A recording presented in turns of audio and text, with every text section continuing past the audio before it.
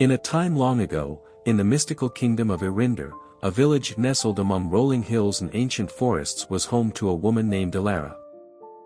Known for her kindness, intelligence, and loyalty, Elara was loved by everyone who knew her. She was married to Lirian, a humble and compassionate man who worked as a blacksmith. Though they had little wealth, their love made them rich beyond measure. One day, news spread across the kingdom of a call to arms. The kingdom's borders were under threat from a fierce enemy, the Dark Legion of Valtor. It was said that Valtor's army was endless and his magic unmatched, and many young men and even seasoned warriors were being drafted to join the kingdom's defense. Lirian, always courageous, felt it was his duty to serve. When he told Elara of his decision, her heart sank. But rather than protest, she promised she would wait for him, no matter how long it took. On the day of his departure, she gave him a small pendant she had crafted from woven strands of her own hair, enchanted with her love. "This will remind you that I am waiting," she whispered as they embraced. The long wait begins. Days turned into weeks, and weeks into months. Elara worked hard every day, tending to her small farm, taking care of her elderly neighbors, and keeping the village spirits high. Even as others lost hope and mourned loved ones who had not returned, Elara kept believing that Lirian would come back to her. She found comfort in small rituals. Each night, she would light a candle in the window, whispering a prayer for his safety. One evening, a group of weary soldiers arrived in the village, bringing news from the front lines. They spoke of a fierce battle, a massacre where many were lost, and they warned that few survived. Heart-pounding, Elara approached them and asked if they knew of Lirian. One soldier lowered his head and said he had fought alongside him but had lost sight of Lirian in the chaos. "I'm sorry," he said softly. "The chances are slim." Despite this, Elara's faith did not waver.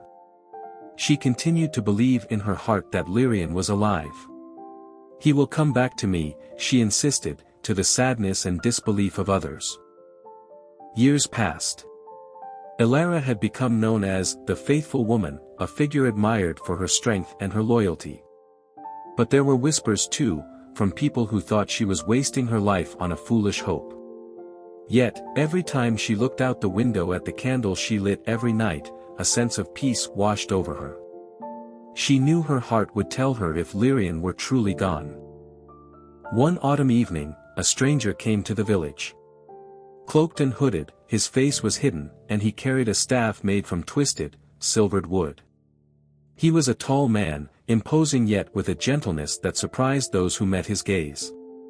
The villagers whispered that he was a wizard, though no one dared ask him directly. The stranger was traveling across the kingdom, seeking the most faithful of hearts. When he arrived at Elara's cottage, he knocked softly on her door. Elara welcomed him warmly and offered him tea, though she wondered why he had come. The stranger looked around her small, tidy home, his eyes settling on the candle in the window. "For whom do you keep that candle lit?" he asked. "For my husband, Lirian," she answered. "He left to fight in the war, and though it's been many years, I know he will return." The stranger was silent, studying her carefully. "Many have tried to convince you to let go of this hope. Why do you hold on to it still?" Elara smiled gently. "Love is its own light. It doesn't die just because the night is long. If Lirian lives, he will come back to me. If he doesn't, then I'll hold that love in my heart until we meet again in the next life." The stranger nodded, impressed by her words. "I have something for you, then," he said, pulling from his cloak a small vial filled with a glowing, golden liquid. "Drink this, and it will take you to a place where your faith can be rewarded or tested." Elara hesitated but felt a surge of courage. She drank the potion, and the world around her shifted, blurring until she found herself standing in a forest, more ancient and vast than anything she had ever seen. Shadows seemed alive, and the trees whispered secrets as she walked. Elara came upon a mirror resting between two great stones. When she looked into it, she saw her own reflection, but beside her was an image of a man who looked like Lyrian, older, weathered, and wearing the insignia of the Dark Legion. The mirror whispered, "He has forgotten you. He has joined the enemy." A surge of sorrow and doubt threatened to overwhelm her, but she shook her head. "No," she whispered fiercely. "I trust my heart. My Lyrian would never forsake me."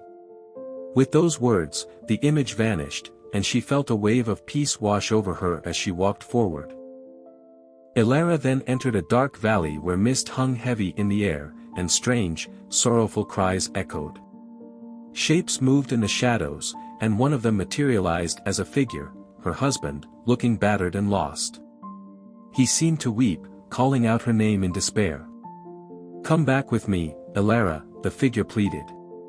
"Leave this place, it's only sorrow here. I am gone. There's no need to wait any longer." Tears streamed down her face as she reached for him, her heart breaking. But then, from deep within, she felt a surge of strength. She knew this was a trick. "I don't believe you. My heart would know if you were truly gone." The figure let out a shriek and dissolved into mist. Elara pressed on, her faith stronger than before. Finally, she reached a path filled with visions of her life, her own future, alone and growing older without Lyrian. She saw herself, bent and aged, still lighting the candle each night, waiting. The pain of loneliness and the wear of years lay heavy upon her in these visions. "Is this the future I want?" she asked herself, almost faltering. But then, she saw a glimpse of herself smiling, with peace in her eyes, even in old age. Her faith gave her purpose, whether or not Lyrian returned. "I will endure," she said firmly. "No matter how long, I will keep my promise." As she spoke, the forest around her began to dissolve, and she found herself back in her cottage. The candle still burned in the window, and she felt a renewed sense of calm.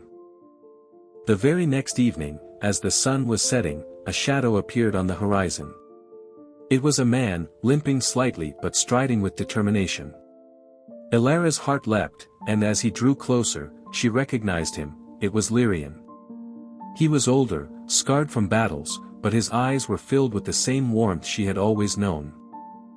They embraced, each shedding tears of joy, and he held the pendant she had given him, worn and faded but still intact. "Your love kept me alive, Elara," he whispered. "Even when I was lost, I felt it guiding me home." As they stood together, the villagers gathered, marveling at the miracle of their reunion. And in the years that followed, Elara and Lyrian's story became a legend, a tale of faith so strong it transcended even time and despair. They lived out their days side by side, their love a beacon of light that inspired generations to come.